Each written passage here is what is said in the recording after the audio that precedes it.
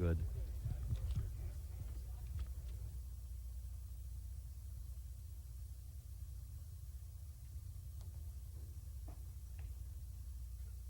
ACCUSTATS Video Productions brings you live from Cleveland, Ohio, the Cleveland Classic 10-Ball Championships. I'm Bill Incardona, and I have two special people with me for this feature match of the evening. On my right, Bob Hunter, ranked, I think, what are you ranked now, Bob? Number 6 or 7? 17th. My mistake, Bob. And on my left, one of the best players who ever played the game of 9-ball, Captain Hook, Mike Sigel. What are you ranked now, Mike? I don't have a ranking this year. I think I'm ranked. How high does it go? 120? I'm 121st.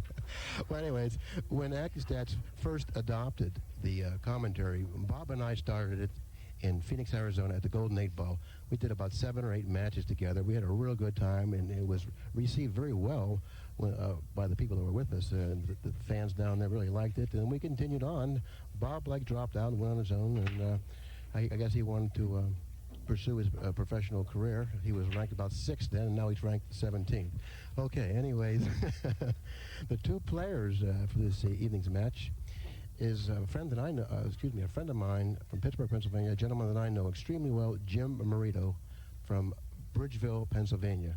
And his opponent, Mike, why don't you tell the people who he's playing? Takeshi Okumura, and Nick Varner and I have been over to Japan a couple times, and we've seen the Japanese player. This is probably the best Japanese player, and the players in the last 2 or 3 years have improved tremendously. I mean, you know that as well. I certainly do, and the man on my right knows that also. Who would you play your first match with, Bob? Okumura sent me over. He got robbed. You know what the funny thing is? You know, Nick Varner and I went to Japan, and I went there twice. About 3 years ago was the first time. And what they did, see, the funny thing is when the Japanese players came to the United States, they would sit in the crowd and watch all the top players, Strickland, Varner, myself, whoever, and all they did was just watch. They came over for about a month, and their games improved just on learning the safeties, you know, things that they're just not too much aware of. And he took that back to Japan, and all the players have improved tremendously. Well, at one time, an American could have gone over to Japan and beat any player in the country. Now, if an American player goes over there, he's probably got a lot of work to do to beat the players he had beaten before. And there's players here from the Philippines and other top players. I've been in Europe. There's many good players there. So the game is getting worldwide very quickly. Okay, it's just like. Go ahead, Mike. No, I was going to say, it's just like golf. Remember years ago in golf how the Americans just dominated golf? Today, look, I think the top 4 golfers in the country in the United States that participate in the United States are all from different countries. So you can see how fast the game has improved, and same thing in pool. I think pool more so. And it also held true in tennis. Yes, exactly right. Yeah, there's the money's in the United States now. Okumura won the lag, and he elected to reg the balls. He's breaking from the right-hand rail. And in 10-ball, by the way, this is a 10-ball tournament. It's a new twist. I mean, we've been playing 9-ball for about 100 years, and all of a sudden, up pops a 10-ball tournament. A lot of people like it. The rules are identical. The concept of the game is identical, but the play of the game is much more difficult to play. Why is that, Bob? Well, for one thing, the corner ball doesn't fly straight in every time. It's a little tougher usually a little tougher to make balls in the break. Oh, this break is a pretty good break. As Okumura makes 2 of them and straight in on a 2-ball. But even if you make 2 balls in the break in 10 balls compared to 9-ball, you still got 1 more ball on the table, and a lot of times they don't seem to be spread as well. You have to deal with more clusters. It's a little tougher to run out. Yes, and consequently resulting in a lot more kicking and also safety play. And experience and knowledge seems to have the edge in these matches, I would think. In this particular match, I believe Jim Marino is the more experienced, knowledgeable player. But even though he might not have the firepower Okumura has, I give Marino an edge. I have to disagree with you there. Because Jimmy, I don't think he's been playing that much, even though he loves to play the game. And Okumura has been. He looks like he's been playing real good. I like Okumura in this match. Well, that's interesting. Well, this might prove to be a very close and exciting match. You know a funny thing now, a lot of people liked Kim Davenport over Alan Hopkins. If you eliminate the break, which somebody just broke something over there, if you eliminate the break, I thought Hopkins was a tremendous favorite in that match because the knowledge of the game. Davenport's not going to run 3, 4, 5 racks like he does a 9-ball, and it showed up, and Hopkins won the match pretty easily. So that's something to consider right there. Yeah, and that's one of the reasons why I chose Jim Marino, considering he has a lot more experience than Takeshi. But I'm certainly not counting Okumura out. He certainly is one of the finer players in the world, the best player in Japan.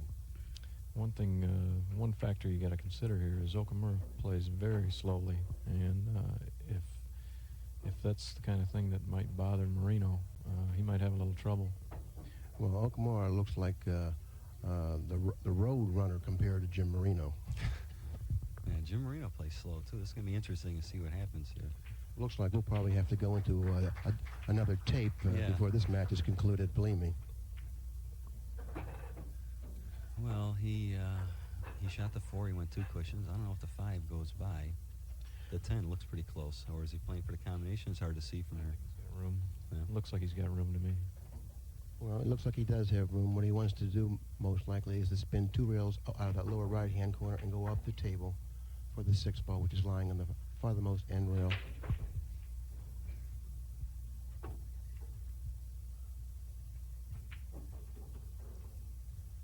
He bears down. That's one good thing I like about him already. He bears down. This particular table has a slight lean toward the left-hand side, so therefore, keep that in mind.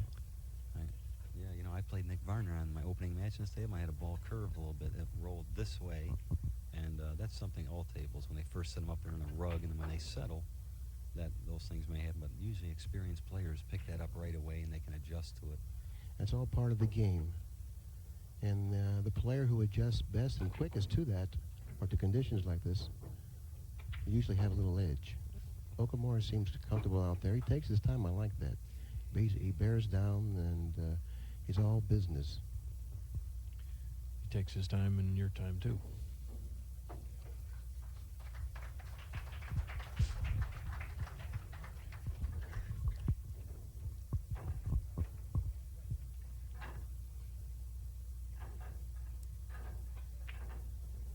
Oh, he didn't take enough time. No, he looked like he moved on that ball slightly. Okay, now Jim Marino steps to the table. This is his first opportunity at the table.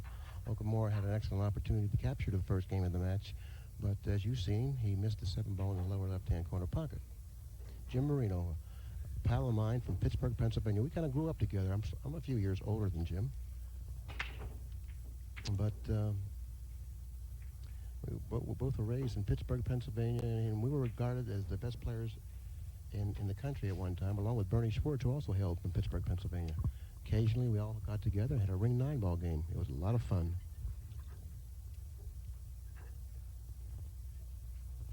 You know what I tell you? Jimmy Marino looks like my older brother to a T.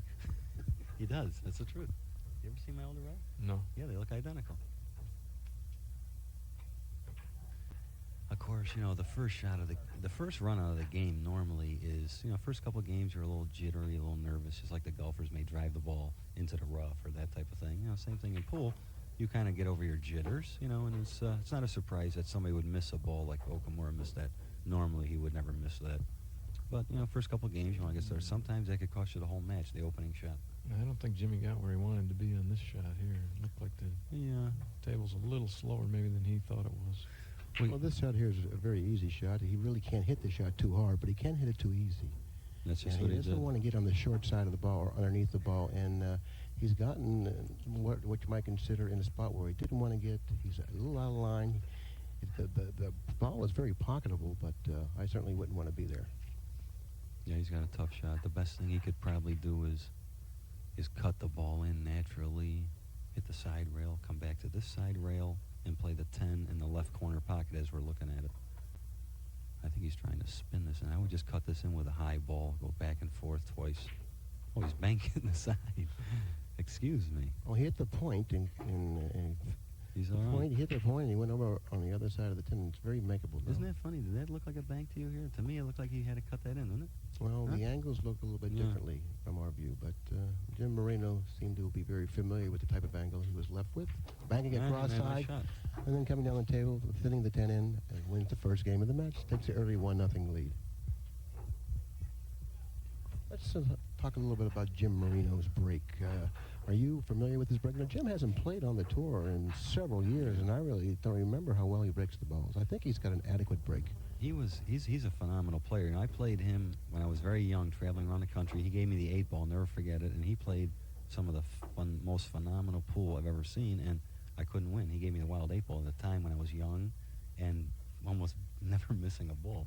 And I'll tell you what, for as much ability and knows the game, he's one of the toughest and greatest players that this game's ever seen. He plays all the games, straight pool, 9-ball, 1 pocket.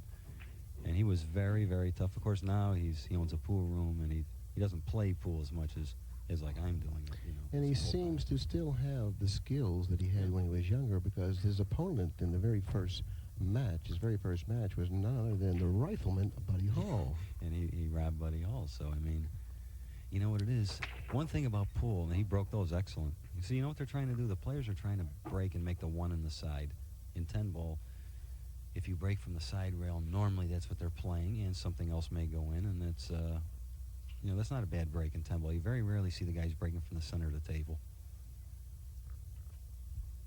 Well, when you're playing 10-ball, the only ball you can really play out of the rack is the 1 inside.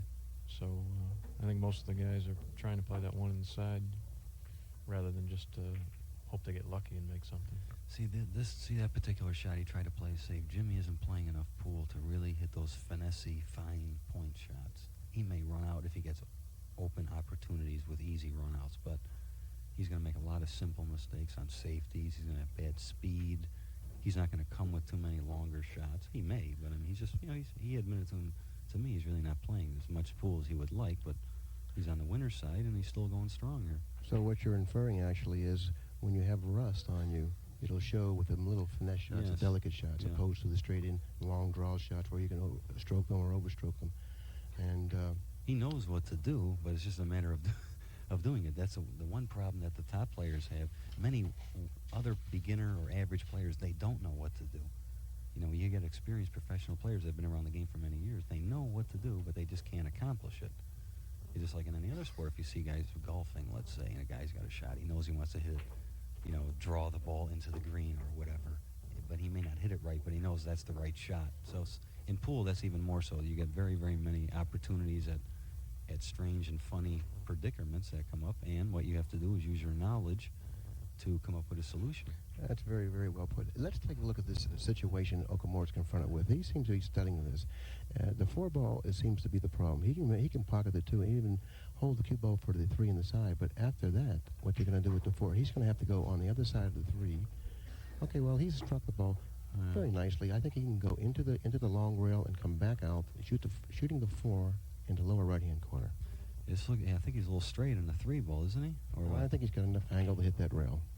See, the rails are acting very soft for some reason, and some of these follow shots are very, very difficult. If you watch the players, of course, most of the shots are hit with draw anyway. More control, you hit the shots firm. But if you have to follow a ball many times, 1 or 2 cushions, it's very, very tough because the rails are so soft, the cue ball hits and dies. Yeah, if he's a little straight here and he has to hit this hard with some follow, that cue ball is going to lengthen out and go way down. See what happened? See what that ball did? It actually curved. He knows better than that. I think he just misstroked that. If you hit the ball with a high follow, many times the ball will just do what it did. It looks pretty, but it's bad position. I believe that he played that shot. He played to go down to the table, down at the end of the table and back up. Yeah, but the ball curved, almost hitting the 7-ball. Didn't jump out enough. Look what he's doing here. There's nothing wrong with that. Let's make a reference to the cue ball now. The cue ball they're playing with is not the red circle. That's the cue ball that MPBA plays with. Is the red circle. Yeah. It's about 5 or 6 grams heavier than the ball they're playing with, so that the players aren't really.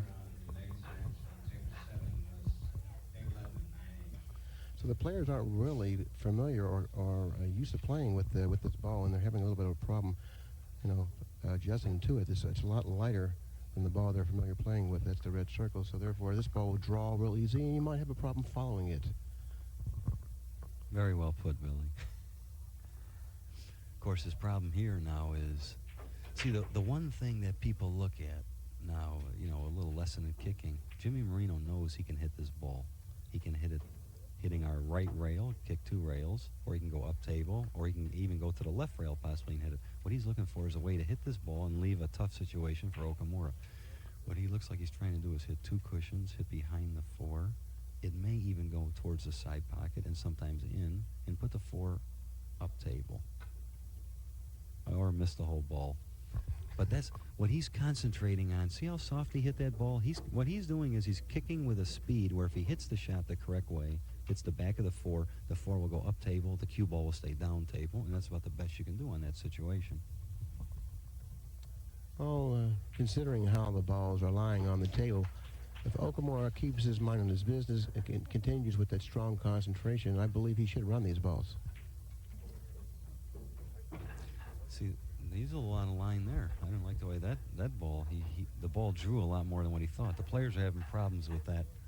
The ball, instead of sliding up table, is actually drawing back, and he's got a more severe angle, even though he made it. No, he wants to make sure he keeps a nice angle on the 7. He doesn't want to get straight in on the 7 here, because the 8 is located on the other side of the table.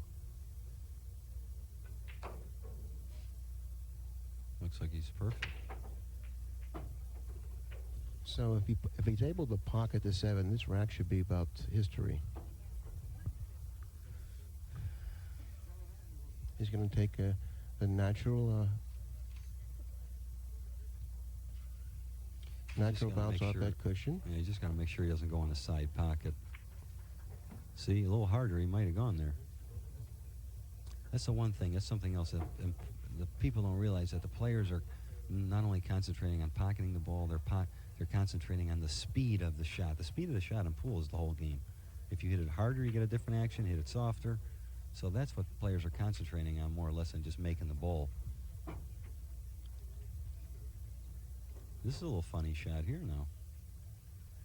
Now if he draws this, the ball's able to come off wide and go by the side pocket. Oh, he hit that good. Well, I didn't realize he could hit the 9 ball that full. Yeah, he hit that shot good. But that shot could get away from you.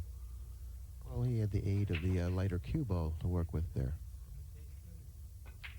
See, the one thing about that shot, you see what he did there? When he shot, he drew the 9. Now, a lot of people might have followed that shot, but that's what we call crossing the path. When he drew the ball, he was going actually towards the 10 ball on this correct angle. So therefore, if he hit it harder or softer, he still had the same shot. Where other players, that's one thing you always look for in 9 ball. The better players always look for the angle going towards the object ball. Where if they hit it a little short, they have a further shot with the right angle, or if they hit it a little hard, they're closer to the ball with the same type of shot. Staying in line for a longer period of time. Yeah, Bob, you were going to mention something? Well, I was just curious. I was going to ask Mike if he would have played position on the 9 ball the same, or would he have played for more angle on the 9 and just come straight down the table? I would have played the for 10 more in the other corner. That's how I would have done it. I would have never played to get straight up on the 9 like that. I would have played more in the center of the table, cut the 9 in, and just float towards our right-hand side pocket. Well, that way you don't have to do anything with the cue ball. It's just all natural, and that's what you look for. You look for the most natural way of doing something, and it becomes much more simple that way. This one on the side, I don't know if you noticed, but I think it's gone 3 times in a row. So that's almost like a dead ball. Of course, he's got a tough shot here in the 2, and the 5, 6, 7 are a little funny. I don't believe Okumura has pushed his beat over. The score is 1 apiece at the present time. That's all, 1 apiece. Hey, I got to play at midnight. I hope they don't go in too long here. Well, he's got a shot here, and he's going to probably play safe. He's probably going to cut the 2 to the right-hand side, go 2 cushions, and maybe go behind the 5, 6, 7, 8. No, he went this way. This is also a good shot. He hit it perfect. Well, Jimmy once again steps to the table, and he's unable to see the ball he's shooting at. This time it's the 2 ball. Last time he stepped to the table, he had a kick at the 4. He went 2 rails, and he missed the 4, giving Okumura ball in hand. Okumura ran out, and now Jimmy's back at the table with no shot. Yeah, these balls lay pretty good. Now, if Jimmy doesn't hit this 2 ball, I mean, Okumura's in a pretty good position to run out. Of course, you never know what's going to happen, and he missed it. Well, he may have tied up the 5 and 6 a little funny. Looks like the 5 can only go in the corner pocket, where the 8 isn't. Even that only has half a pocket. Does the 5 go on his side? I can't tell from here. Well, the 5 will go in the lower left-hand corner pocket. Yeah, but it's going to be difficult. He's got to play the 2 and then get an angle on the 3 somehow. That's what he's looking at now. See, he knows he can make the 2. He knows he can make the 3. He's looking at the 5 and 6. It looks like the 5 goes on the side. No. I think he would have got up there a little quicker. He's not Yeah, going to do maybe it anything does. real quick, no Yeah, matter how that's easy true. it is.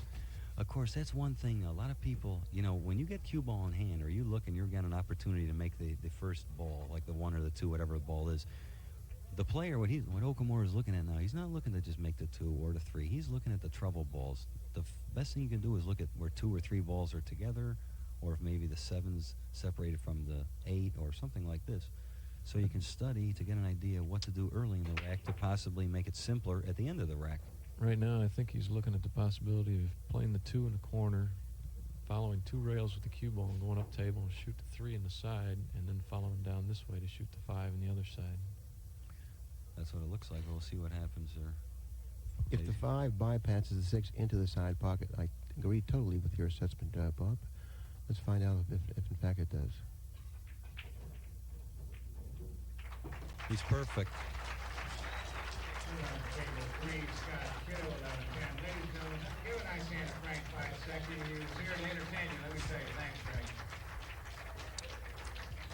Well, if the 5 goes on the side, he's in good shape. He's got a little angle on the 3. He can drift down in between the 9 and 10. Play the 5 on the side. 6, I don't know where, but. And what Mike was talking about earlier, going into the ball, is true on what Okumura did on that shot there, only he was going away from the ball. Once the cue ball got past the 3, he would have the same angle no matter how far it went. Yeah, I didn't like that particular shot, what he just did there. He followed the ball, but he didn't have any English on it, and therefore the ball kind of died off the rail. Even though he figures to make this, it'd be a lot easier shot if he was about a foot off the rail, closer to the 5 ball. Not only that, you have to play good position on the 6 to get back up table for the 7. You don't want to get distance away from the 6. You want to be fairly close to it. He's good. I mean, it looks like he can just draw it back. Yeah. He has to worry. I'll tell you what, this ball draws awful easy. He's allowed to go right up the rail and scratch or behind the 8 ball. That's very possible. The 8 ball is definitely an obstacle up there if he draws up in that area, that's for sure. Well, I think on this shot, the idea is to stay away from the 8. The pockets are big enough to where you don't have to worry about missing the 7 if he just draws a couple of feet. And he'll have an angle to get on the 8 that way. I think that's the safest way to play this. Just make sure you don't get up near the 8. Well, he's got to hit this good to avoid scratching the side also. And if he hits it easy and strokes it, I see he what went he to did. the rail. He went to the rail. See, normally on any other now see, I'm not crazy about this shot. He's got a lot of angle. He's got to finesse the ball in. Well, he's going to be even less crazy about it since he's a right-hander and he has to stretch. You're left-handed. You would have reached the shot easily. But this shot, I mean, this is the type of shot that could skid. Look how bad he hit that. He missed it. There you are. See, that was not an easy shot. Well, if you keep this in mind, play position on balls when you know you can reach them. You see, the cue ball went over too far to the left, and he had a stretch, and that's probably the reason why he missed that shot. Yeah. But that was still, even though see what happens is these pockets are easy, and what a lot of people do is they just say, well, I'll just get anywhere. And but a lot of times you get up, and all of a sudden you look, and you can't make the ball. It's difficult, or you got to do something with the cue ball. I didn't particularly care for the way Jimmy played position on the 8. I would have come up short, pocketing the 8 in the same pocket naturally, but coming off the right-hand long rail toward the 9 for the lower left-hand corner pocket. This is what we say, crossing the line. See, now he crossed the line. Now he's back almost on the line. That's adequate position. He will just pocket the ball in the lower left-hand corner, probably drawing the ball cross table and back out again, pocketing the 10 in the lower right-hand corner. Look at that. See, now, you know what happened He didn't there? stroke that ball. Yeah, That's but you what know happened why? there. Because he thought he might overdraw it. So a lot of times you either let up or you don't cue it low because you figure the cue ball is going to draw so easily. That's something else. Yesterday, when I was playing, or 2 days ago, I played Nick Varner. I had a shot similar to that, and I almost drew the ball. I did draw the ball right into the side pocket. I couldn't believe I did that. And when you do that a couple times, you may let up on it. So that's just lack of concentration is what that is. But this shot looks not too tough. And the reason he had that concentration, Look how bad he hit this. well, that ball dipped in a little bit, and that's what caused him to miss it. He hit it a little bit rough, but I believe the pocket should have taken it until the drift started taking place. Did that ball really drift, huh? Yeah, sure it does. It looked like it did from here. Well, one of the reasons you have concentration lapses is because you're totally unfamiliar with the conditions, or you're unfamiliar with the conditions and you don't trust them, and so you're preoccupied thinking about negative things. Well, you know what it is. See, Jimmy has been playing pool now. If he was playing a lot of pool, he would have looked at that. He would have just about fired the ball, and he wouldn't have hit it with that timid type stroke. And when you're confident, you shoot the balls in hard, and you hit the middle of the pocket, and they go in. Ladies and gentlemen, beginning on table number 3, ladies winners bracket match from Brooklyn, New York. Please welcome back Billy Billing. Give her a nice hand, Billy Billing, and number 1 ranked player in the world, Ava Mataya. Give her a nice hand, Mataya. Let's watch this. I like to take a little price that the 1 goes in the left-hand side pocket. Now watch what happens.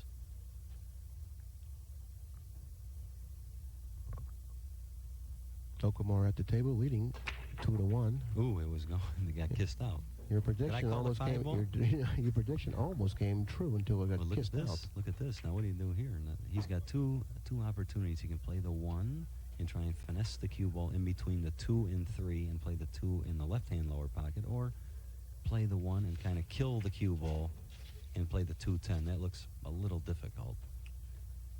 Well, he can't kill the ball. He may. Well, I think, you know what I would do on this table? I would shoot the 1, go in between the 2 and 3, and play the 2 in the side pocket, because that angle lays pretty good. I would float down towards somewhere near the 10 ball and play the 2 in the side. If you get on the 2 in the side, it looks pretty good. Because this shot's very tricky to hit the 1 and play for the 2 in the left-hand lower pocket. Looks very difficult. You know what else you could do? You can probably pocket the 1 ball and maybe even go into the 7 or underneath the 7, hitting the 3. You could do that also. Yeah, that's true, but I normally don't try and hit a ball. Well, sometimes, you know, sometimes you have to. It's Sometimes you have not to. bad to hit a ball like he's doing here. Now, this is the shot I had in mind. Perfect. That's why I'm on the loser side. Of course, that's what makes the game interesting, because If you have the confidence that you're going to go Yeah. into the right side of the Yeah. ball, you know, all you have to do is hit the ball with the correct speed. yeah, that's basically about the shot. The only thing you want to make sure is you don't hit the top side of the balls. The worst thing that really could have happened to him on that shot would have been to tie up the 3 ball where it was tough to make, and then he could still play safe. In a match of equal importance on table number 2 between Earl Strickland and Jeff Carter, Earl Strickland is now at the table shooting the 10, and if he makes it, he'll knot up the match at 3 games apiece.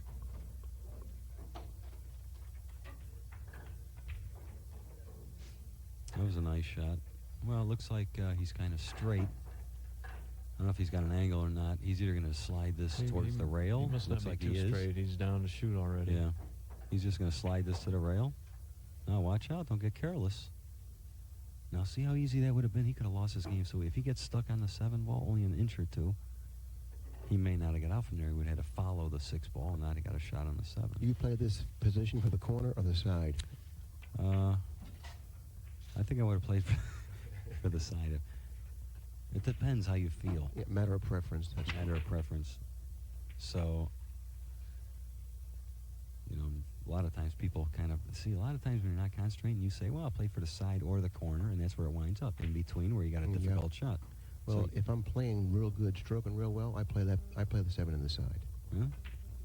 See, there you are again. And he snookered him, look. Of course, he's under a lot of pressure. Okumura see, there's nothing better he would like than to win one of these tournaments. He's in a good position. He's on the winner's side, but it's very, very difficult to win your first big tournament because the pressure builds up. And I'll tell you another variable that you may not have considered, but when I mention it, both you and Bob will agree with me. The intimidation factor of Bob and yourself here doing the commentary on his match may be bothering him a little bit, maybe distracting him slightly. But yeah, he should Jimmy overcome Marino that. paid us to do this. Maybe I should have commentated my match with him. Yeah. Well, he's kicking. This is about all he can do here. No good. Well, Jimmy has been kicking quite a bit in the match. That's one thing that can drive you crazy in this game is now Okumura missed an open shot that he realistically is never supposed to miss, and he still looks like he's going to win the game. And that works on your mind. You only say, well, that's one game, but mentally that breaks you down. If you do that 2 or 3 times during a match and you're playing a good player, like if Jimmy Marino knows this guy's a good player, when Jimmy Marino feels when the guy misses the 7, he's supposed to lose the game, but yet he looks like he's going to win it. So that mentally breaks you down.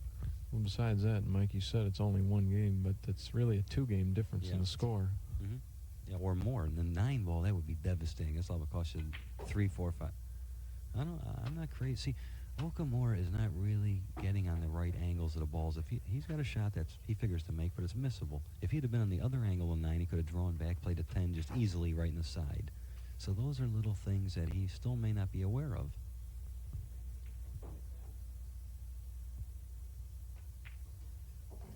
He made a good shot there. That's game number 4, which goes to Okumura, who extends his lead in the match at 3-1. See, if he would have left Jimmy a shot there, it would have been 2-2, and 3-1 is a big difference. Yeah, and then I'll tell you what, in 10 ball, I was playing Nick Varner in my first match. I got about 3 games behind. I felt like that was unbelievable because balls just weren't going on the break, and a 3-game lead in 10 ball is like a 5 or 6 game lead in 9 ball for the simple reason in 9 ball you can run 3 to 5 or 6 racks easily, or it's been done many, many times. With 10 ball, what's the most racks you ever saw running 10 ball? I know I ran 25 racks once. It's difficult to run a lot of racks in 10 ball, like you had mentioned prior to that. But the reason is because you can't make balls on the break consistently. But how many racks? I think 3 or 4 racks would be a pretty good run in 10 ball, wouldn't it? 3 racks is a very, very good run in 10 ball.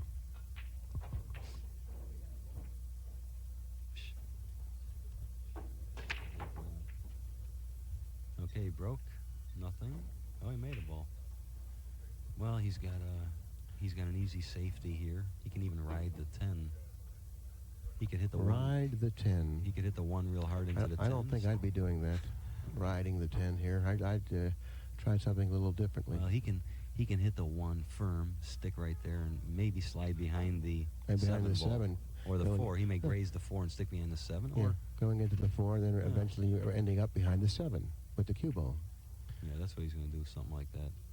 But he's got to watch out. If he hits a 10 ball and he hits it easy, he may leave Marino an easy safety. He might make the 10 here the way he's going. That's he the hit that shot. perfect. That's Yeah, the that was shot. perfect. Perfectly done. Every time Marino gets up, he's kicking. Isn't that something? Well, he's kicked the last 4 times he's come to the table. He must feel like a mule by this time. This is another mental aspect of the game. See, when you play the game long enough, after the guy breaks, you say, well, he doesn't have a shot, but he has a safety where the guy's going to be... This sometimes breaks you down even worse than a guy running many racks. Just like that match that you and I played in Reno. Remember that when I kept snookering you every game? No. Yeah. I was kidding Billy.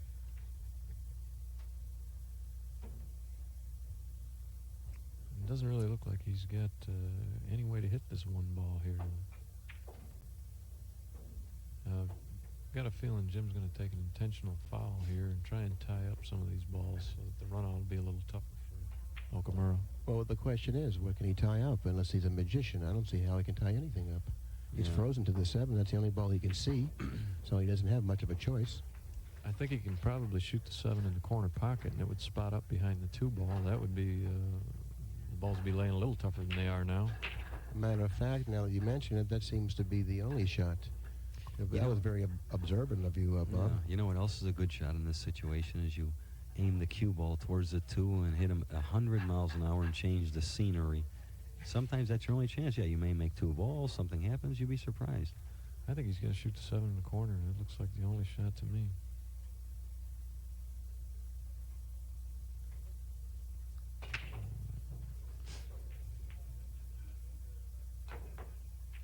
No, he's going to do that.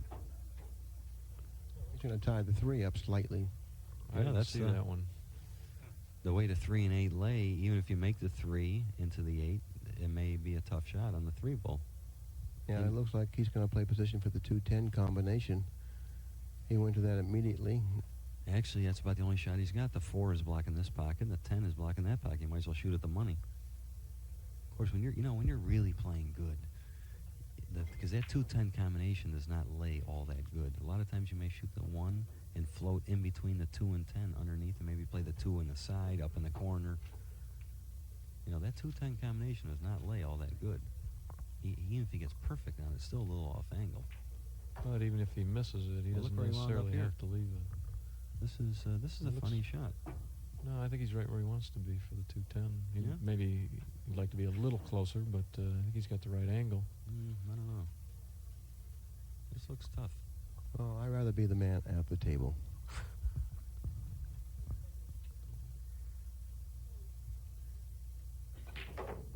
See how tough that was? The man at the table successfully pockets the 2-10 combination and now extends his lead in the match at 4 games to 1. That's very. This all goes back to that 7 ball. Remember that 7 ball, right? That was Oh, the 7 ball that he missed and he hooked Jimmy Marino? Yeah, that was a big shot there. 2-3 games. His score should have been, what, 2-2? Now it's 4-1. That's a big, big swing. Yeah, I think he made a little judgment error in this game, too. If he'd have shot that 7 in the corner, I think they'd still be playing the same game. Yeah, wait, I got a vested interest in this because I think my next match is the loser of this match. Maybe I should study this a little better here. Let's see if the 1 goes in the side pocket.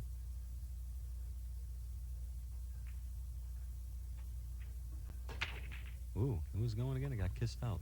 No, there's a reason why this young man has been defeating so many top players in our country. Look at the way he breaks the balls. Yeah. I mean, they really move. He gets a lot of action off this break, and playing 9-ball, a break is such a powerful weapon. Yeah, I guess so.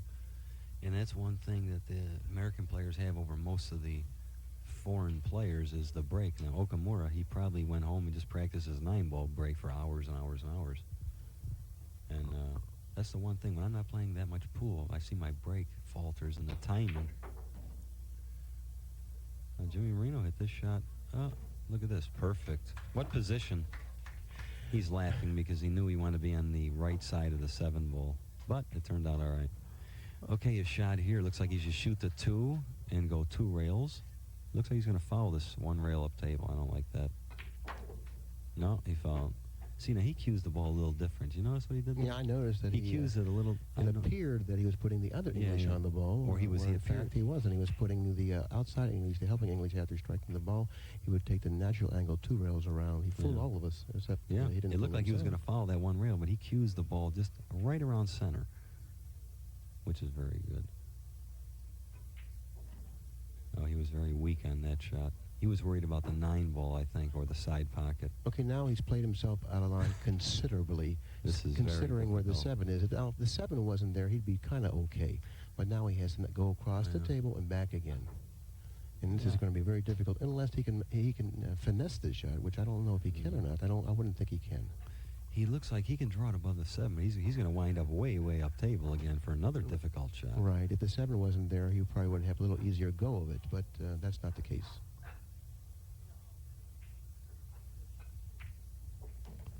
Huh? That wasn't a bad shot. Well, all these shots now that he's shooting, he's very far from the object ball. No, they're all pocketable, okay? But I would much rather be closer. By being in line on the 4, this rack would have been relatively easy. Yeah, yeah. But look at it now. Now he's going to come with another tough shot on the 5 and has no guarantee of getting good shape on the 6. Yeah. Well, the one nice thing about this is that on this table, these shots are very, very forgiving. So he can make this shot.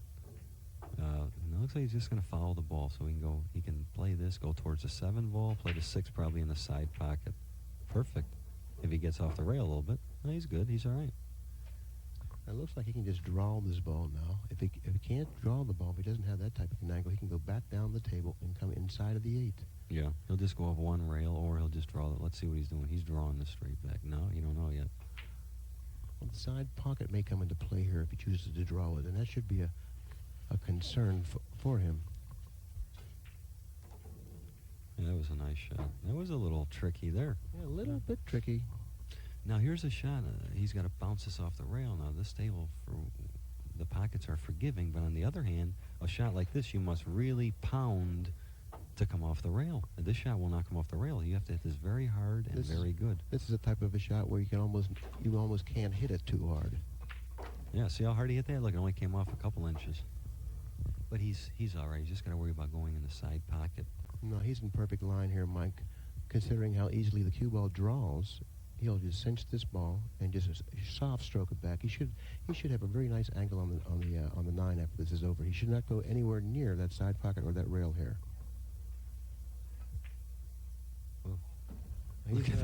He's not drawing the ball. He's not stroking it. He's not trusting the speed of how the table's been playing. Yeah, the table's been playing a lot slower than he actually feels it's been playing. Well, you know what it is? Most people are just afraid. They've been overdrawing so many shots throughout the last couple of days. They're paralyzed. I myself are doing the same thing. You're afraid to draw the ball. It causes you to let up on the stroke Yeah. whenever you go to draw the ball. On this shot, all he has to do is make the 9, cut it in with a little bit of helping English, right-hand English. He'll go cross table twice and end up playing the 10 in the lower left-hand corner pocket. I happen to be watching this match next door here, and I saw, oh my goodness. Phew. Those are the shots that I was saying, because Jimmy Marino hasn't been playing that much pool in competition. When he gets shots like that it seems like he's getting many of, those are the shots that can be, he really doesn't have confidence in those shots whatsoever. If he's straight in with the shots and has easy shots like maybe this particular angle, he's all right. But when he gets these funny little shots, just like we were mentioning, There's several ways of playing this shot. This isn't what I would consider really wrong, even though it's not my choice. yeah, this, Another thing you got to consider about Jimmy Marino is he hasn't played in too many tournaments lately, and Yeah. People, we need everybody to stay out of the hallways because of the fire regulations, so please cooperate with hotel security, please. and when you haven't played in a tournament in a while, the next one you play in seems like if Yeah. you don't play in very many tournaments, every one seems like the only one, and there's more pressure on you. It's harder to get up there and be loose. Yeah, it's very tough, and it's now being down 5-1, I know how he feels, because, like I said, when I played Nick Varner, I was down, I think, 8-4 at one point. I felt like not too good, especially playing a guy like that and 10 balls. How could you feel like good playing Nick Varner trailing 8-4? I mean, Yeah. come on, not too good. Well, like I said, when you're seeing 9-ball, you have an opportunity to run 3, 4, 5 games. But in 10-ball, as we've seen, I don't think anybody's broken one out once. Each player has shot at least once or twice per game. I and believe it's a much longer game. that's true. I believe this is game number 7, and the score is 5-1. I believe Okumura failed to push a beat on his side again. Yeah, it is 5-1. Now let's see what the 1-ball does here again. There, short. That's going in the corner. Kiss again. Looks like the billiard on the 6 may be there, but no guarantee. He'll get shape on the 1, but I think the billiard on the 6 is possible. I'm not sure, but from our angle, it looks like it's possible. Yeah, this, I don't think he can make that shot, Billy. It looks like the 1 is too far past the 6 ball. he may shoot it because he's probably Well, mad. if anything, it is too far past the 6 ball, but I believe here's a chance he can make it. It's a light cue ball. He's going to get, he's going to come back a little more than he would normally. Well, his best shot is to play the 1, cut it towards the 6, maybe come down table behind some of these balls, possibly. Because if he hits the 1 on the right side, if he doesn't make the 6, he's going to be in a problem there. These are the kind of shots where you have to shoot this by feel. Actually, you can bank the 1 down table and swing the cue ball 2 cushions. The 2 is down here. That's really not too bad of a shot if you're going to No. play aggressively. But I like this shot better. See what he did there? That's the experienced Jimmy Marino. That would have been my first choice, and he hit it perfectly. And considering how well it came out, I believe that would have been your choice. Well, I think you showed me that, didn't you? I believe you're correct again, Mike. Now, here's a situation where, what do you do here? Billy, this is your department. Now, what would you do? And you always ask me what I would do. I want to ask you what you would do here. Well, there's no way of hitting the 1, I don't believe, unless he goes 2 rails and hits this ball that way, but you have to be very accurate with it. Well, It see, wouldn't be a bad shot to maybe put the 4 by the 2 somewhere. Maybe you Yeah. could escape this trap Well, in that fashion. actually, Well, the layout's tough anyway, yeah. so he doesn't need to try and tie anything up. I would go for the hit here and hit it easy and hope you just bump the 1 and leave it behind the 6 and 8. Yeah, see, he's got to make sure he doesn't hit the 5 or 8. Now, that's the only really problem in this wreck. If he comes around and does something, See, if he hits this easy, he's not going to break up that cluster down there. Here yeah, we go. but look what he did. Oh, he made it. Oh, that's actually real. Well, he's, Actually, what he did was made the run out a little bit easier now, hanging up his 6. Now he's got the billiard from the 5, 8, and 6, and he can stroke it a little better now, or else he can break the 5, 8 up right now. No. Play the This 1 still 6 looks a little tricky. combination, break up the 5 8. He can break the Well, 5, 8 out right now. Yeah, As long as the would be 1 the doesn't shot. fall in. Yeah, he's see, that all could be right. the problem. He's got to make sure when he hits a shot, he's got to make sure he hits the 1 on the top of the 6 so it goes. Oh, I didn't like this at all. Well, what did he do there? I didn't like that. Well, he can break the 5 out now and hit the 5 and then go back down to the long rail, back down table. Now, if he had a pencil, that would be the right shot. Yeah, he's well, actually make the 1. Then what you can do is hit the cushion, then billiard off the 5. This is just what you were saying. Slide down the rail. That's a nice shot. He's got to make sure he hits it good. See, he missed the whole 5. If you look at the player's expressions, he's kind of half smiling. He knows that he made a very bad shot there. Of course, he's got an easy safe again, and Okumura is on 1 foul. That's not bad, but see, here we go again, 10 ball. Now, they both figure to shoot at least one more time apiece because the 5-8 is tied up. Okumura's kicking, so, you know, the chances of running 2, 3, or 4 racks are slim and none when you start watching this more and more.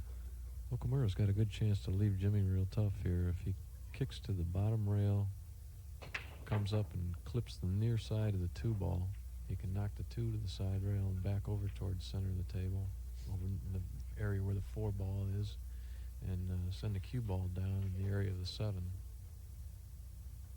See, now, that's Ronnie Allen who kick it the other way, kick behind it, kick the 2 up table, and the cue ball will slide to the side rail and come back towards the 4 or 10, right? All right. That's right. That's an excellent shot, That's by a the good way. shot. I learned that from you playing 1 pocket. And an excellent assessment of what could possibly be done here. See, the thing is, what the player is looking for right now, he's not worried about kicking at the ball. He seems to be keep looking towards the in between the 9 and 3. Now, both both of us here have considered kicking to the end rail, right? So now that just shows you something right there, how the both American players feel we should go to the end rail, and he's automatically looking to hit to the side rail. Because we've kicked too many times this way and sold out. But he has a wall of balls right there, the 3, 4, and 10, that could aid him in this kick right here.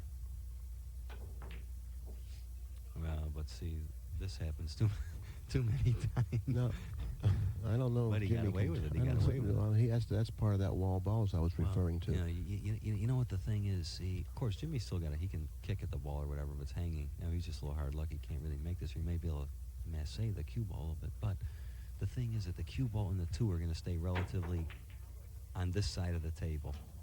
Where if you kick from the end rail, which was kicking behind the ball, the 2 is going to go way up table, and the cue ball is going to stay way down table. Therefore, you're separating both balls. And if you do that, tournament in and tournament out. See what happened here? Now he's got a shot there. Now he has to watch his cue ball. This is the way the table drifts. Okay, he's. But see what happened there? And that was interesting, huh? No, he made a nice shot, Yeah. if you ask me. Oh, he made a very good shot, but I mean the way that turned out. Oops. Now what happened was he took his eye off the 3 ball, and the reason he did that because he knew he was going to go into the 10. So therefore, he divided his attention and his concentration between 2 balls, pocketing the 3 and going into the 10. And I guess he put too much emphasis on where he was going to put the 10 after pocketing the 3, and he actually didn't concentrate hard enough on pocketing the ball.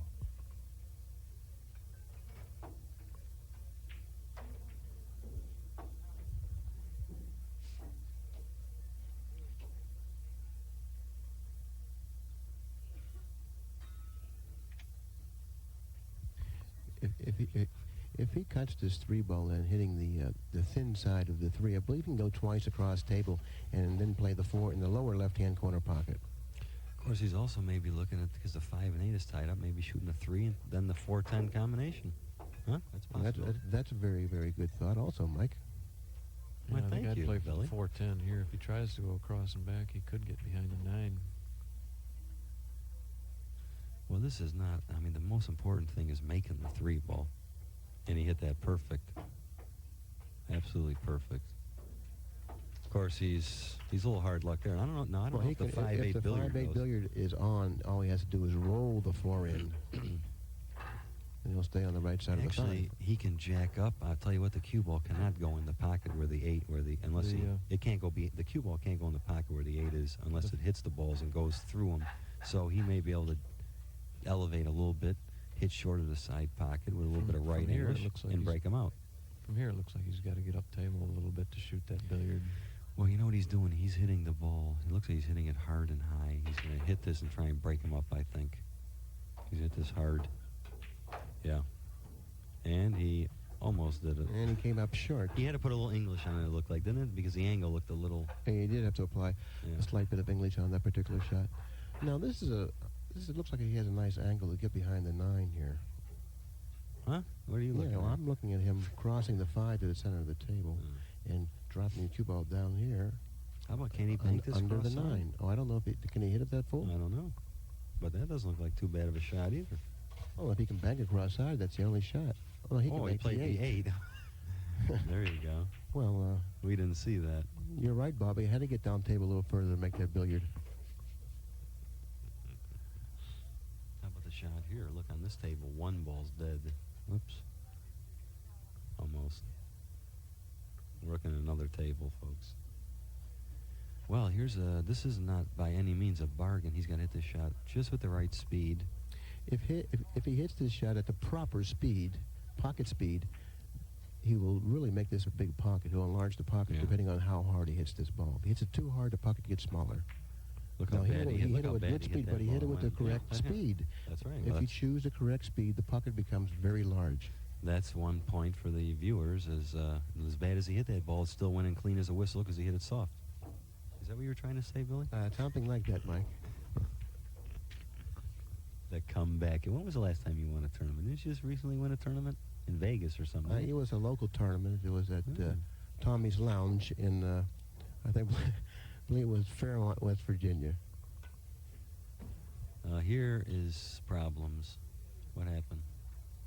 I heard a click there, and as I look up, he now has a rather That's a little funny. testy shot on the 9 in the side pocket. I mean, it's not by any means a gimme. Billy, in that Tommy's Lounge tournament, wasn't that Steve Mizraki played in the finals? Yeah. I don't know what you mean by that, Bob. Can you explain yourself? Yeah, Well, I nice know it was shot. a tough field. Oh, I see. That's I real think funny, you played Bob. that guy Sigel. You beat him like 11-0. I don't know. I can't remember.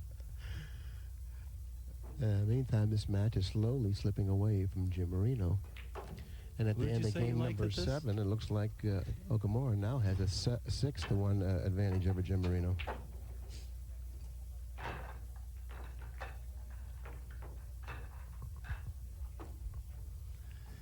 Well, I'll tell you what, 6-1 advantage in this, the way it looks, is I'd feel very comfortable with a 6-1 lead in this match. Of course, a Well- 9-ball now. 9-ball, I'll tell you what, a 6-1 lead means absolutely nothing. Well, it's to two surmountable, but players. playing 10-ball, it makes it much more difficult, and also the way Jimmy's been playing, and that makes it even a little harder. And the funny thing is, he's had opportunities to win almost every game, I think. Wouldn't you say so? Well, has he had an opportunity to he's win every had, game? yeah, he's had Just his about. share of opportunities. Except for maybe once when he was snooker. Well, he once had- or twice he had a kick. He had a little streak there where he was hooked every time he got up to the table. But then after that, when he did get opportunities, he didn't take advantage of them. Yeah, that's the one thing in pool. You must take advantage of your opportunities because sometimes you don't get any. I made reference to this with Buddy Hall and Grady Matthews when we were doing the commentary in matches yesterday, and that is that if you expect to win world-class tournaments and be champion players, you have to get out every time you're expected to, and sometimes when you're not. Yeah. That's exactly right.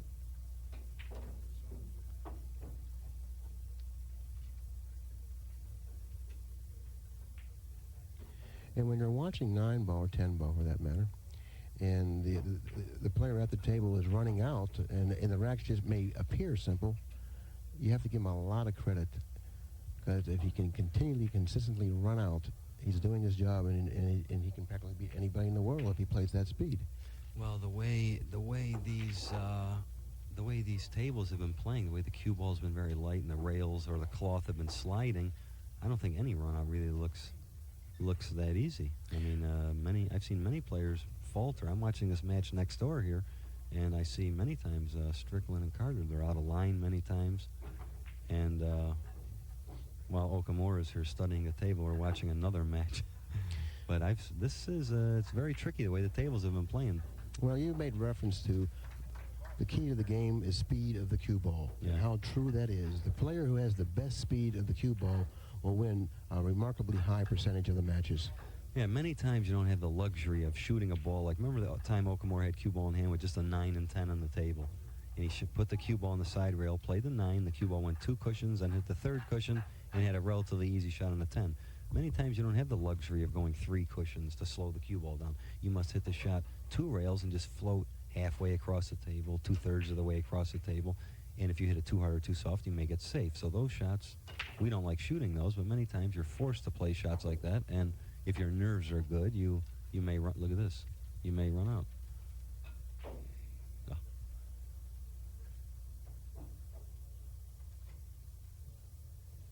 So we'll see what happens. He's got to worry about going around the 4 ball. And that was not. Well, actually, there's not too much he could do, but I wouldn't have never done that. No, I don't see where he thought he had any future going that way. Yeah, the side pocket was definitely about as big as the Grand Canyon. This really seems to me the weakest part of Okumura's game is his judgment on certain shots.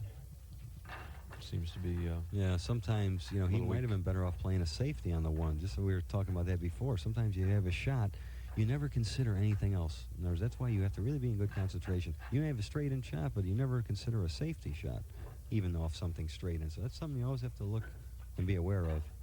But look how good he hit this shot. Wow, he really executed that shot very nicely. Yeah, I think Marino is he's dwindling fast here. Jimmy Marino has come to the table looking at a very high percentage of kick shots. Well, Marino's in a spot here where he's going to have to not only play real good, he's going to have to get lucky, too, to win this match.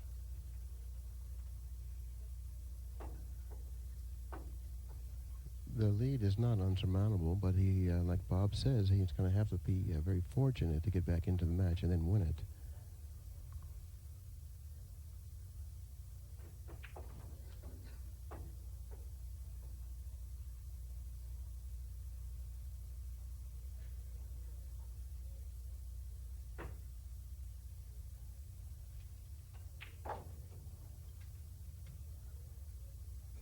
I shoot this shot with a little inside English, hoping to hit the left-hand portion of the 7 ball, or maybe even go in between the 7 and 10. You duck on this. You go behind the 5 ball. Who are you kidding? See, that's another option. He could hit this bank the 2-up table, go behind the 5. Look how bad he hit well, that. he used the other English and so you know what tried happens? to go around. If you hit what we naturally shoot or call running English, the cue ball is so light it actually goes sideways, and therefore you hit a lot of shots very full when you're trying to hit them. And it even goes more sideways considering the lightness of the cue that's ball. what I just said, Billy, if you were listening. Well, another comeback kid. Another thing that increases deflection on the shot is when you're playing on a brand new... The lightness of the cue ball. No, when you're playing on a brand new slippery cloth Yeah. like this. The more slippery the cloth, the more the cue ball slides out to the side a little bit. Well, here's a situation. Now, see, he's got 2 choices. He can play the 4 and draw a little bit and play the 5 down the corner, or he can play the 4 and draw back to get a little angle in the side pocket to play the 5 in the side. But I'll tell you what, that's a little tricky. You can overdraw it, underdraw it. I like just playing the 4 and just drawing it an inch or 2, almost stopping and taking a little more difficult shot on the 5. And that's what he did. Well, he did it perfectly. Yeah, he's a little closer to the ball. He's in the ideal line. That's the experience of a top player.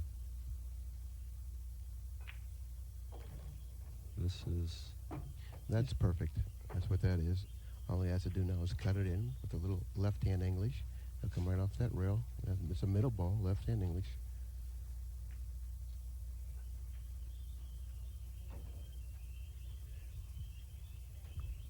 Sounds like someone's rolling a very noisy cart in the hallway.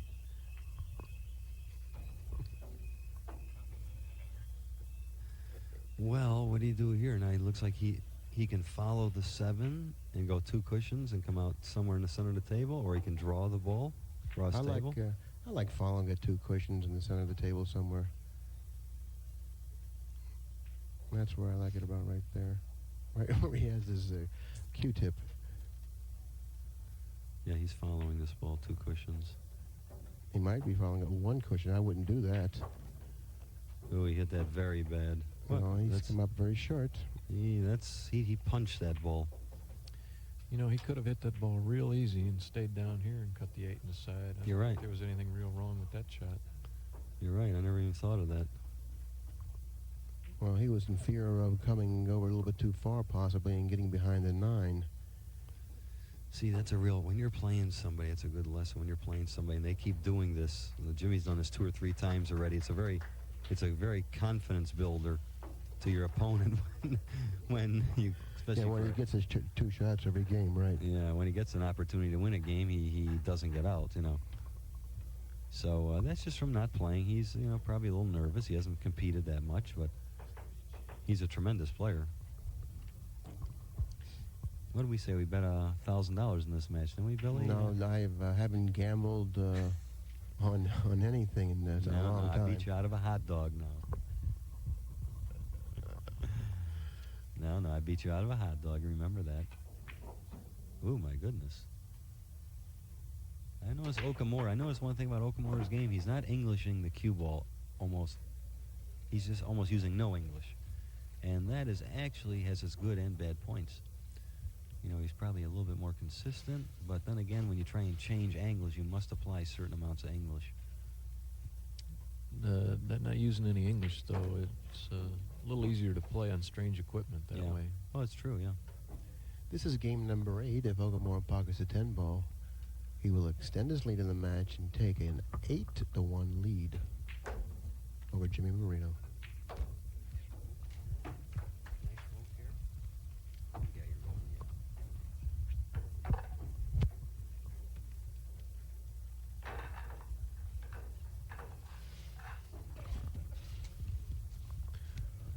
I don't know if Takeshi Okumura speaks English, because we normally interview the winner, and if he doesn't speak English, and when I motion to him to come over, Mike, you're going to have to do the interview.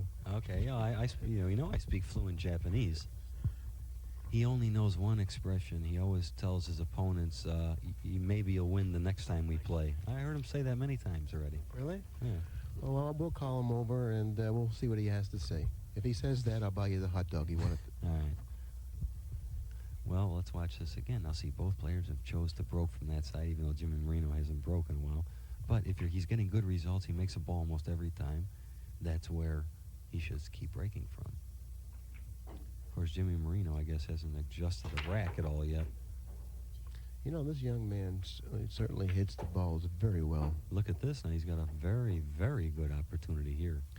And the 2-ball came down table just about the perfect spot. He'll pocket the 2-ball in the lower left-hand corner pocket, drawing the ball in between the rail and the 6, down toward the 3. And if he doesn't get straight on the 3, once he gets to the 4-ball, the ball's, of course, the 6 and 9. The 6 and 9 could be a little tricky if he gets to the 6-ball, because if he doesn't get perfect, he's liable to shoot the 6 into the 9 and make both balls and not have a shot at the 7-ball. Right. Of course, I'm looking a little further on down the road. I like shooting this shot in this fashion. I like pocketing the 2 naturally and coming down, hitting 2 rails and going away from the ball, getting that nice angle. Like 1, Yeah. you know, I like coming down 2 rails, and the reason I want to hit it at that speed, I ensure the accuracy of the shot, and then after I come off of that bottom rail, I'll have a nice angle to go up the table for the 4 in the lower right-hand corner, or I'll just go behind the 4 and play either in the side or in the upper left-hand corner. Now, he's gotten 2 straight on this shot. He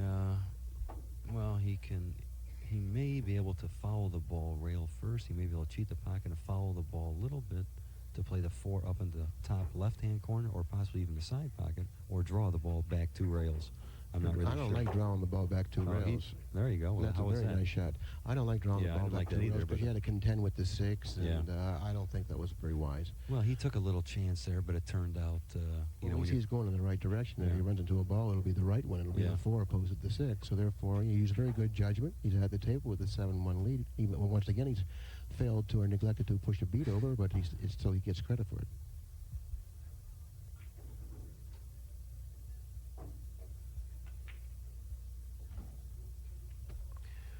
Well, his speed has been gradually picking up, considering how much he's been at the table, and also how ineffective Jim Marino has been. So therefore, he has a lot of things going for him, and his speed has been picking up. Well, this is where the tricky part of the run-out's going to come. See, now, this I'm not crazy about. Because now, see what can happen. He can roll the 6 into the 9. The 6 is liable to go in, The cue ball's liable to go to the end rail, and the 6 is liable to stay on the side rail.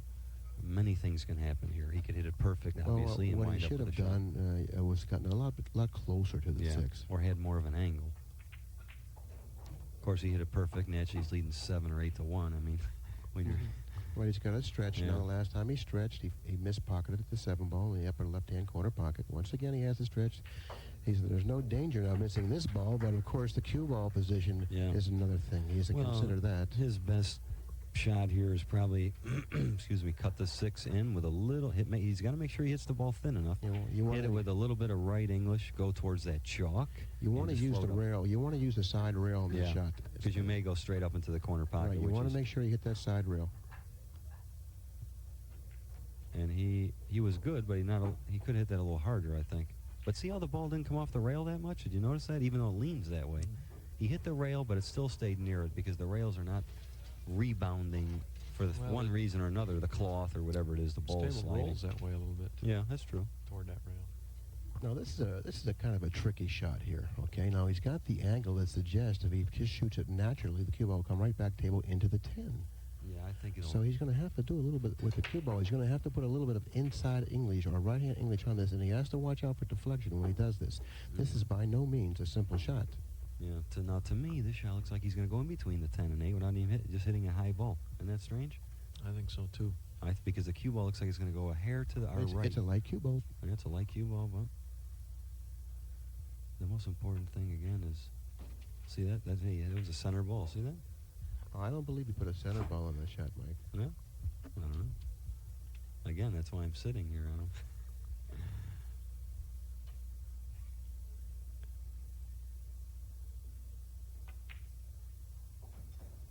Well, whatever he did with the 7, he did it right. Yeah. And he pocketed the 8 very cleanly.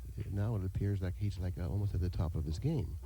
And having a 7-1 advantage at this time, looking to extend it, Jim Marino has his hands full, and he knows it. Yeah, Jimmy Marino really hasn't laid any pressure down to get because Okumura started out very shaky, but Jimmy Marino made many, many mistakes, and therefore when you're leading such a lead, I mean, it's very tough to come back.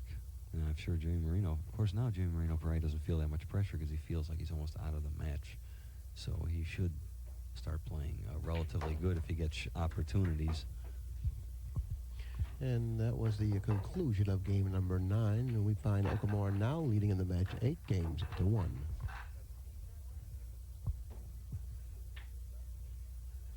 Good Carter, didn't you see?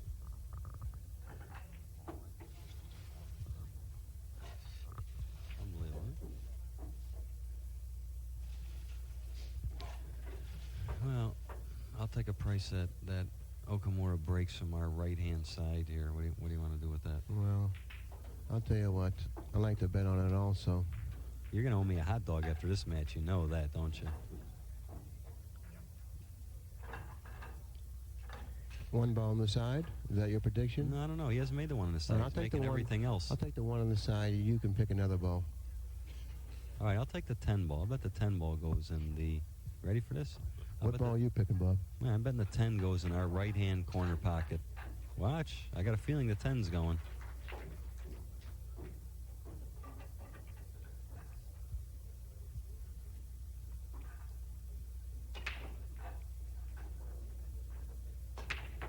And there it goes, right in the side. Just what I... Oops.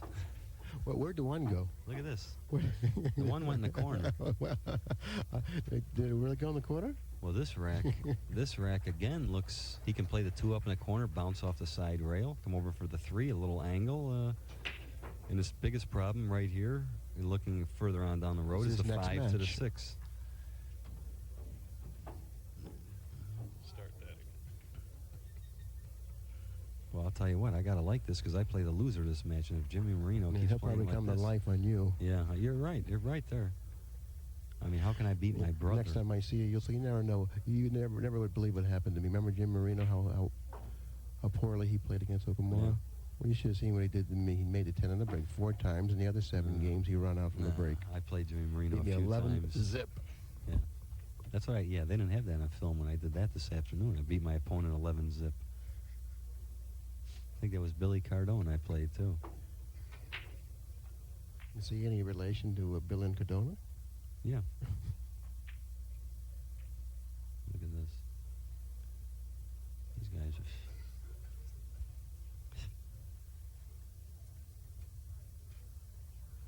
are... Okay, Okumura's at the table with a 8-1 lead, and he's studying the shot. Well, very he's got a little bit too much angle. What I would just suggest, I hope that he does just finesse the ball with English. The table's slow enough to just hit that side rail where the 3 is, go back to the side rail where his hand is, come out in the center of the table. This shot on this table does not look that tough to me, does it? Well, he may... Especially when you got a big lead. Yeah, well, he looks like he just... If the match is he could close and you're a little bit shaky, it's a tough shot. Well, he can finesse this in with a little bit of left English. I believe he can. Yeah, he's not really Englishing the ball that much, so therefore the cue ball is going to take off. See, he doesn't like that. He doesn't like that type of a shot, obviously. Yeah. See, a player like maybe Ephraim Reyes, who really loads up English, this shot would look like a hanger to him. He would easily cut the ball in easy with a lot of English, slide the ball in. The cue ball would hardly even touch the side rail where he's standing right now. Some players prefer to do that. Other players like to cut it in and go back and forth hard. I like the spin shot here. Yeah, I like that also.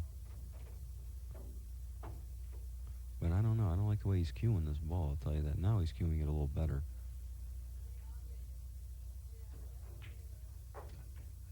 I think he over-exaggerated that shot. You know what I mean? It looked a little... He still didn't spin the ball. Do you notice that? Well, he did not English the ball. If Jim Marino expects to win this match, this is a perfect time for him to mount his comeback charge. Yeah, he better do something here. If he doesn't... of course, then again, he's got a problem a little bit, with the 5 and 6. It's not automatic.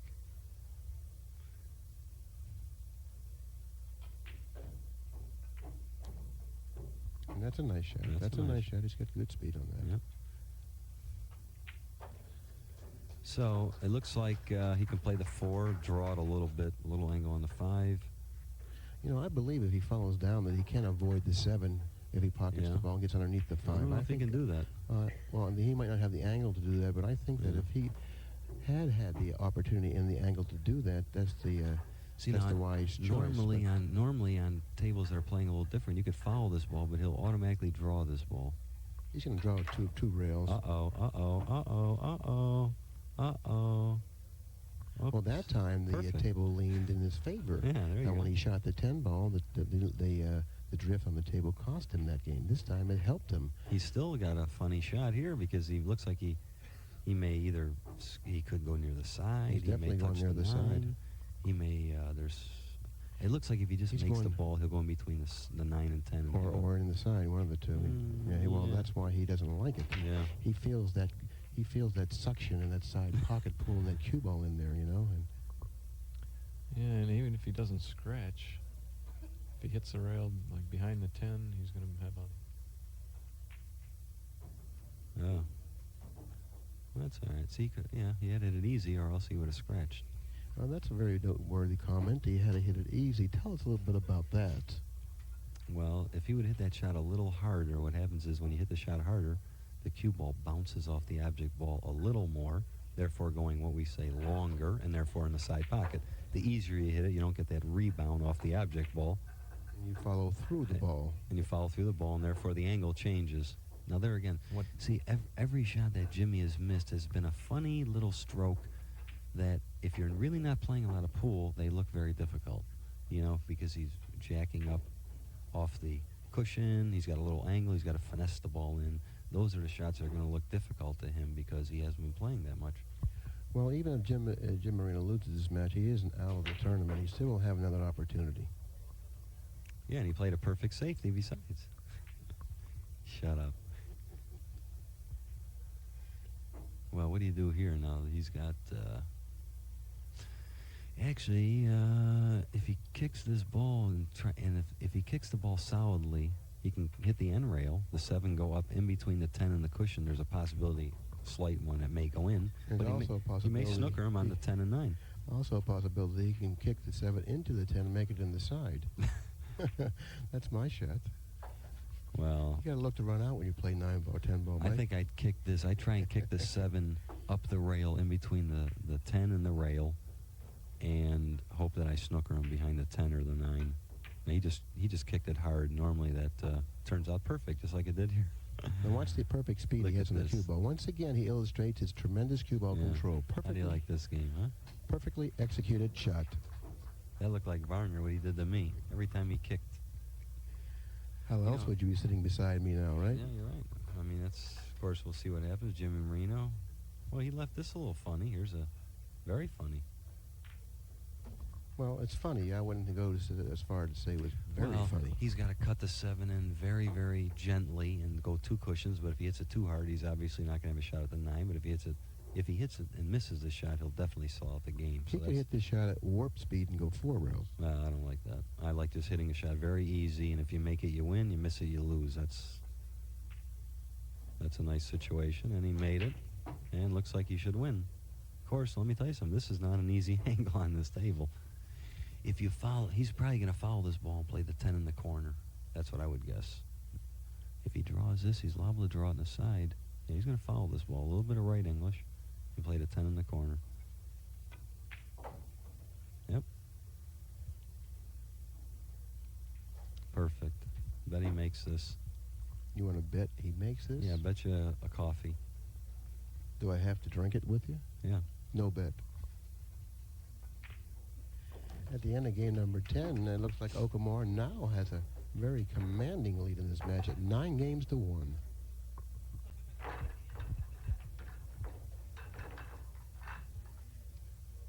How did Jimmy Marino win that game? Who did you say you liked this, Billy? I said that I gave Marino a slight edge considering his knowledge and his experience over Okumura. But of course, I didn't realize that he wasn't going to threaten the pocket. Oh, I just hope that if we play, that's the same guy that plays. That's one thing funny about pool. You know, some people that are watching this tape, I'll guarantee you, they probably play people, and they beat them all the time, and then they have another guy that maybe plays worse, and they get beat. And you know, pool is a very, very mental game. Sometimes you play people, and you may beat them all the time, and then the guy that you beat, he may beat somebody, and then the guy that he beats you, right? And Right or then wrong, everyone right? gets beat up once in a while Yeah. because he beats you, you beat someone else. In the meantime, Bob and Mike, What happens here? He's got a. how do you evaluate Okumura's, Look at this shot. not his performance in this particular match, but his overall game? Well, he looks like he's playing good. Of course, he started out a little shaky, and he really hasn't been tested. But he looks like he's I'm talking about playing comfortable. I'm talking about his overall game, not his performance in this match. His overall game, Yes. I think he looks good. I mean, what's not to like? He breaks 100 miles an hour. He shoots straight, and he plays Well, it's good pretty position. smart. He makes a judgment error now and then. Is about the only thing wrong with his game that I see. Yeah, and he also made a funny shot here. One of the very few funny shots he has See, made. you know You're what it correct is? with that. Sometimes, you know, a tip. Sometimes, now he may be able to draw this shot back. It No, looks he's going to very draw tough. to the side pocket and play the 4 in the lower I right-hand know, corner. but it looks very difficult. See, he Oh, missed. he overcut the Oh ball. my God! You see how that ball went? Mm-hmm. And he almost scratched. But the thing is, normally what you try and do is sometimes you get angles where you know if you get too severe of an angle like what he had, that's like what we call in jail. So you want to make sure that you either get straight or far off the rail. You don't want to wind up in certain situations on balls where sometimes you don't have a chance to win. So that's something always to take into consideration. Every other shot you may wind up with a situation like that, right, Billy? That's exactly right, Mike. Of course. And go ahead. No, I was going to say he looks like I would probably I don't know. Well, that's good. At least you told the truth. You know what I would hit this shot low. Well, he did the next best thing. He played safe. I would have shot the shot low. I would have tried, you know, a little finesse shot. I would have hit the shot low, hit the end rail, the side rail, and had the cue ball float up table in between the 9 and 5 and come out with speed for the 5 in the corner pocket where the cue ball is. That's what I would have played for. I may not have done it, but the angle looked like it laid pretty good on this. Well, why are you being so Understood. modest? If you would have played the shot, obviously, you would have done it. Well, I don't know, but I would have tried to done that anyway. Too softly. Too soft.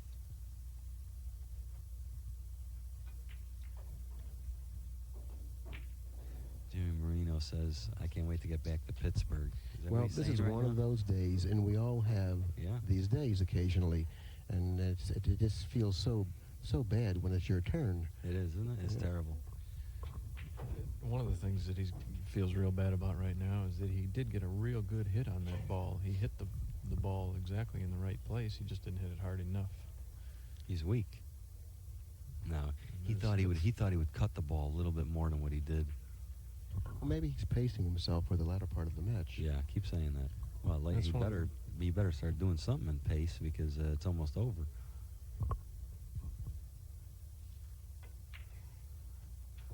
He made that. That's a nice shot. That's a nice shot.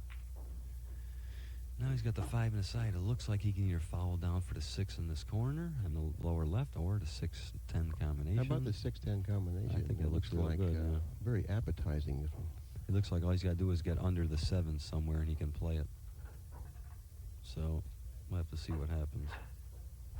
Looks like he's got a little angle on the 5, right? On table number 5, Nick Varner.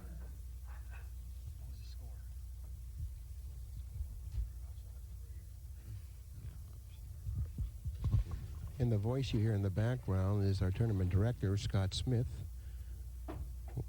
I regard Scott as one of the best tournament directors in the country today. He knows that. Scott, what do you have to say about that? Well, thanks, Billy. I'd like a raise if you think that much of my ability. Well, if I was the one paying you, Scott, you can rest assured. Sky's the limit.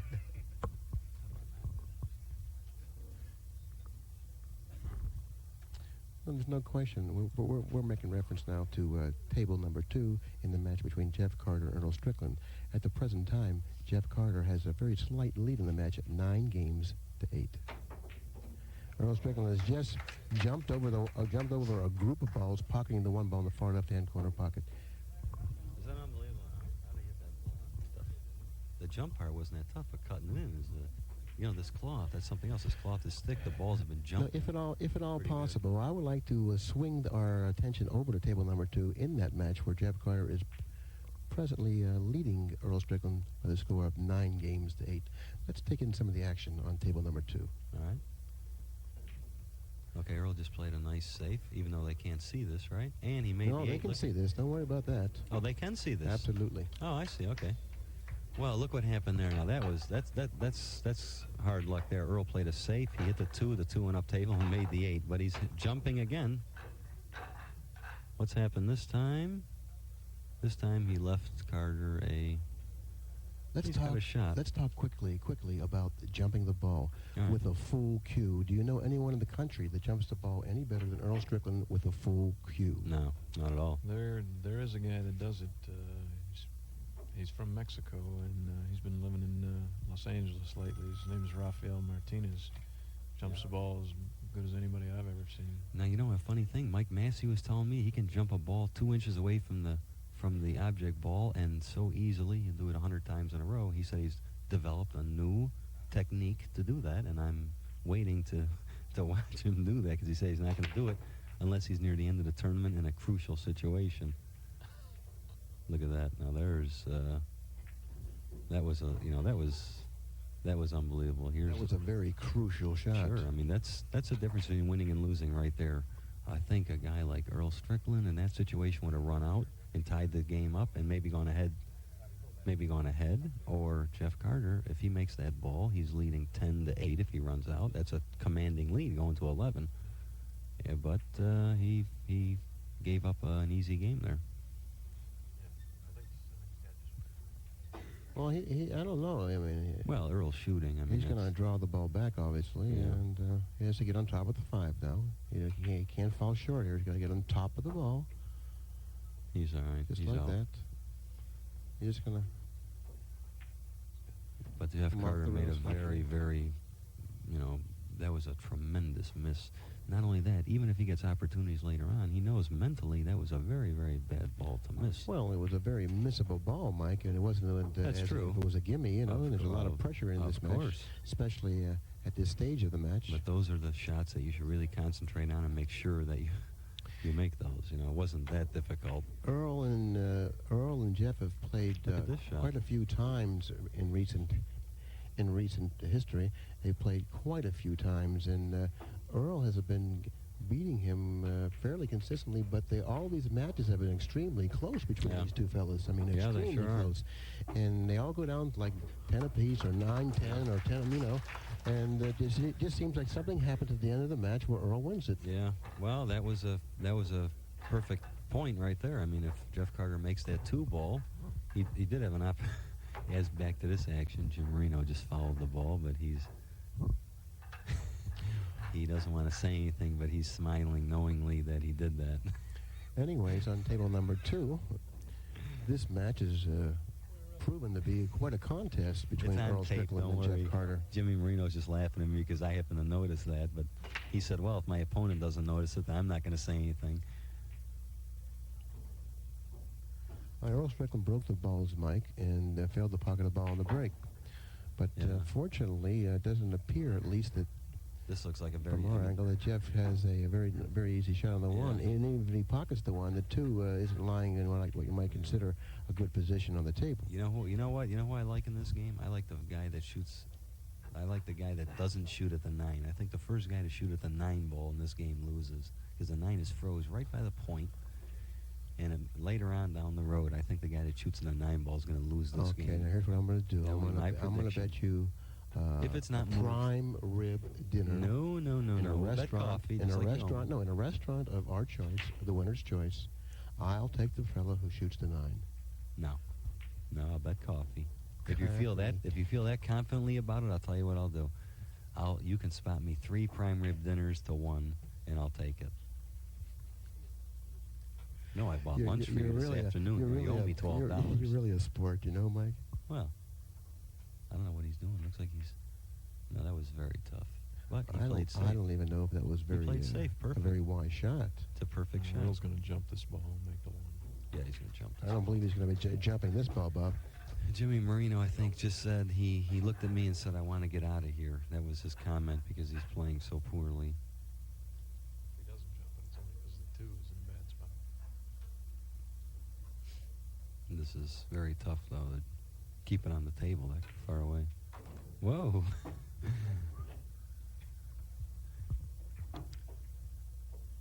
Let's take a look at it now. 1, 2 rails in back of the 1, sending the 1 toward the 2, sliding in between the 2 and the 5.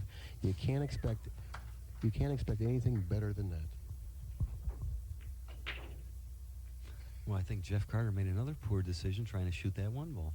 Yeah, I thought myself that he could have done something differently. Yeah, I think he should have played had safety other there. options, but he chose to try to shoot the very difficult shot on the 1 with really not realizing that position on the 2 was Well, I think he was trying to play task in itself. the 1, then maybe play safe on the 2. Possibly that thought came into mind, but the 1 was very, very difficult to begin with.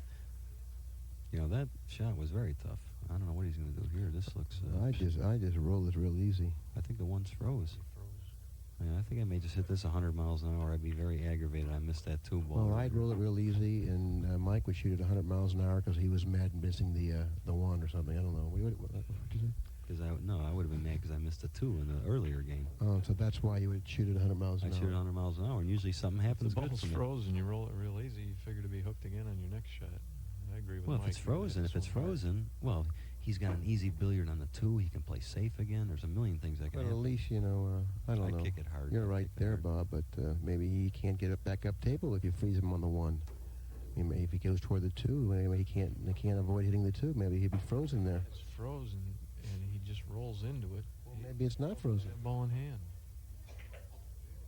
What's wrong with this shot? Earl's going to play to 4. And Marino is going back to Pittsburgh. maybe. Quickly back on table number 1, Okumura shooting the 10 ball to win this match, 11 games to 1. Jimmy Marino said he wants 2 copies of that tape to watch Okay, where he made back some to the devastating action mistakes. on table number 2.